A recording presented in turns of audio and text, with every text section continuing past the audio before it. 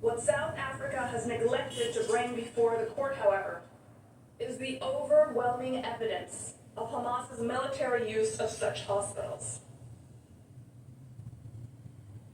Hamas militants retreated to Rantisi Hospital in Gaza on October 7th with hostages from Israel, whom they then held in the basement. In the slide before you, you will see a militant going into Quds Hospital with an RPG. Hamas fired at IDF forces from near and from within the Quds Hospital.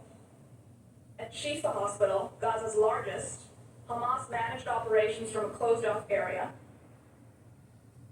Here you can see an opening to the tunnel that ran for hundreds of meters directly under the hospital. Here, you can see the weapons found in different wings of the hospital. And here, CCTV footage showing armed militants bringing hostages into the hospital's lobby. More than 80 militants hiding inside another hospital, the Adwan Hospital, surrendered themselves to the IDF. And here, you can see a weapon that IDF forces discovered hidden inside incubators at the hospital. The director of the hospital has admitted that numerous members of hospital staff belong to Hamas's military wing.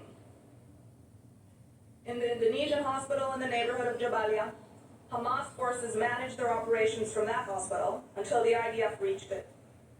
IDF forces recovered the bodies of 5 murdered hostages from a tunnel dug underneath the hospital.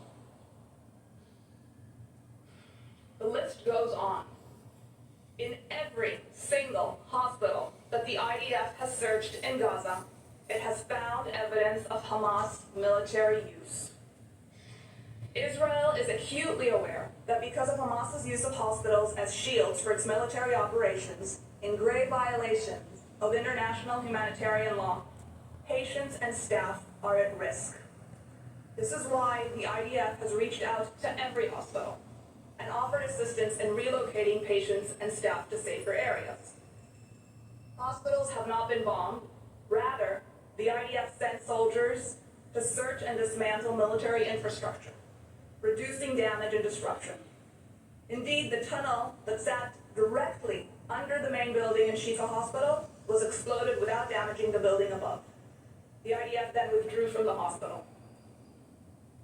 Yes, damage and harm have occurred as a result of hostilities in hospitals' vicinity, sometimes by IDF fire, sometimes by Hamas, but always as a direct result of Hamas's abhorrent method of warfare. Israel has published plenty of evidence of the extensive misuse by Hamas of medical facilities in direct violations of international humanitarian law. It has brought journalists to see firsthand.